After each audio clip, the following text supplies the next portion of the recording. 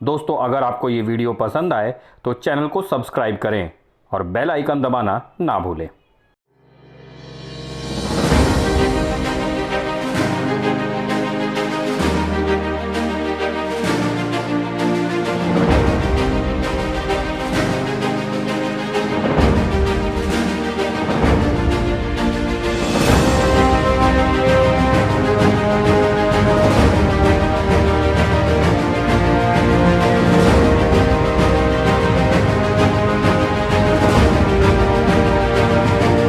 नमस्कार दोस्तों, मैं प्रशांत राय और आप देख रहे हैं युग धर्म। दोस्तों, बिहार के पूर्व डीजीपी गुप्तेश्वर पांडे जेडीयू में शामिल हो गए हैं। अभी कुछ दिनों पहले तक गुप्तेश्वर पांडे जी बिहार के डीजीपी थे और वो सुशांत सिंह राजपूत मौत मामले को लेकर लगातार बयानबाजी कर रहे थे। बिहार के वो भले ही डीजीपी थे, लेकिन वो जिस तरह से बयान दे रहे थे ऐसा लग रहा था कि एक राजनेता के तौर पर वो बयान दे रहे हैं। कभी महाराष्ट्र पुलिस की जांच पर वो सवाल उठा रहे थे, तो कभी रिया चक्रवर्ती के साथ उनकी जबानी लड़ाई चल रही थी, जो कि काफ़ी सुर्खियों में थी।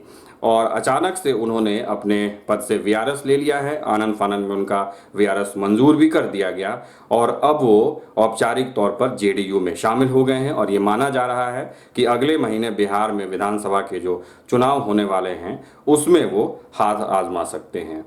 तो दोस्तों, सुशांत सिंह राजपूत मौत मामला जिस तरीके से अब आगे बढ़ रहा है उसको देख करके एक फिल्म से उसकी काफ़ी कुछ अब समानता दिखने लगी है। साल 2008 में अमिताभ बच्चन की एक फिल्म आई थी सरकार राज, शायद आपने देखी हो। इस फिल्म में जो कुछ दिखाया गया है, जिस तरीके से राजनीति का चेहरा दिखाया गया है, वो काफ़ी कुछ सुशांत सिंह राजपूत की मौत के बाद जो कुछ हमारे आसपास दिख रहा है या हमारे देश के राज्यों में दिख रहा है उससे काफ़ी समानता लगती है। थोड़ी सी मैं आपको इसकी कहानी बता देता हूँ, कोशिश करता हूँ अपनी बात समझाने की। सरकार राज फिल्म में एक और सुशांत सिंह राजपूत की मौत मामले में एक और समानता ये है कि उस फिल्म की पृष्ठभूमि भी महाराष्ट्र की राजनीति है और यहाँ पर भी सुशांत सिंह राजपूत की मौत का जो मामला वो शुरुआत हुआ है वो महाराष्ट्र से ही शुरू होता है, मुंबई से ही। फिल्म की कहानी कुछ यूं है कि एक कंपनी पावर प्लांट लगाने के लिए महाराष्ट्र के काफ़ी ताकतवर राजनीतिक परिवार नागरे परिवार से मिलती है। नागरे परिवार को आप ठाकरे परिवार की तरह से समझ सकते हैं। शुरू में परिवार के मुखिया सुभाष नागरे, जिनकी भूमिका अमिताभ बच्चन ने निभाई है, वो इस पावर प्लांट का समर्थन नहीं करते। उनका मानना है कि इससे काफ़ी सारे गांवों के लोग हैं वो प्रभावित होंगे। लेकिन उनका बेटा शंकर नागरे, जिसकी भूमिका अभिषेक बच्चन ने निभाई थी, वो उन्हें मनाता है कि इस पावर प्लांट से महाराष्ट्र का भला होगा और उन्हें मान जाना चाहिए। लेकिन उनके राजनीतिक गुरु राव साहब का नाती इस फैसले को लेकर के नागरे परिवार का तीखा विरोध शुरू कर देता है।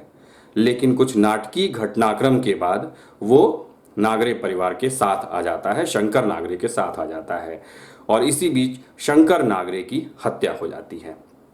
इस पूरे मामले को लेकर के अमिताभ बच्चन, जिन्होंने सुभाष नागरे की भूमिका निभाई है, वो इसके पीछे की राजनीति समझाने की कोशिश करते हैं। क्लाइमेक्स में वो बताते हैं कि ये जो कुछ हो रहा था, ये पावर प्लांट, ये सिर्फ एक बहाना था महाराष्ट्र की राजनीति में एक नया चेहरा स्थापित करने की, जो कि काम इस पावर प्लांट के विरोध के जरिए किया गया है। राव साहब का जो नाती है वो अब एक नए चेहरे के रूप में स्थापित हो गया है।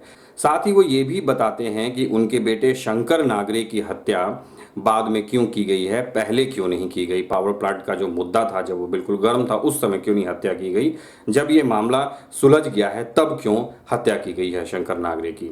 उसमें उन्होंने एक बड़े पते की बात कही है, बड़ी ही अच्छी लाइन उस फिल्म में थी और उसमें ये थी कि जान लेना जुर्म है लेकिन सही समय पर जान लेना राजनीति। तो दोस्तों, किसी की जान पर किस तरीके से राजनीति खेली जाती है, अगर इसको हम सुशांत सिंह राजपूत की मौत मामले से मिलाते हैं तो काफ़ी कुछ मेल खाता है। सुशांत सिंह राजपूत की मौत के बाद एक चैनल जिसने इस मामले को उठाया था, जिसने सबसे पहले इसे मुद्दा बनाया था, आज वो टीआरपी में नंबर 1 पर है। 5वें नंबर का चैनल आज वो नंबर 1 पर है। और अब सुशांत सिंह राजपूत की मौत मामले से आगे बढ़ करके वो अब ड्रग्स एंगल पर पीछे पड़ चुका है। और ड्रग्स को लेकर के जो चेहरे सामने आ रहे हैं, ड्रग्स के जो रैकेट के साथ जो चेहरे सामने आ रहे हैं, उनके वो पीछे पड़ चुका है। सुशांत की सीबीआई जांच कहाँ चल रही है, क्या हो रहा है उसमें, इस पर अब उस चैनल की दिलचस्पी नहीं रही है। और जिस तरह से सुशांत मामला नेपथ्य में जा रहा है, उसको लेकर के सुशांत के परिवार के वकील ने अब चिंता भी जाहिर की है कि आखिर सीबीआई जांच भी महाराष्ट्र पुलिस की जांच की तरह ही अब नजर आने लगी है। दूसरा चेहरा जिसने इस मामले में सबसे ज़्यादा खुद को सामने रखा था वो कंगना रनौत का था।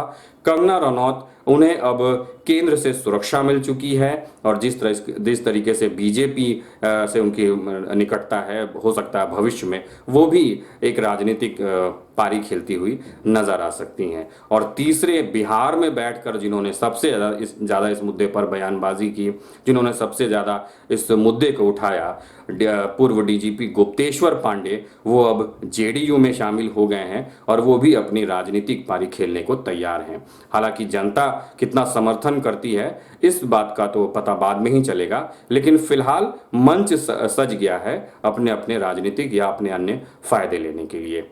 कुल मिलाकर सुशांत सिंह राजपूत की मौत का मामला सरकार राज के पावर प्लांट प्रोजेक्ट की तरह ही नजर आता है, जिसमें होता कुछ नहीं है, लेकिन इसकी आड़ में नए चेहरे स्थापित करने की कवायद की जाती है।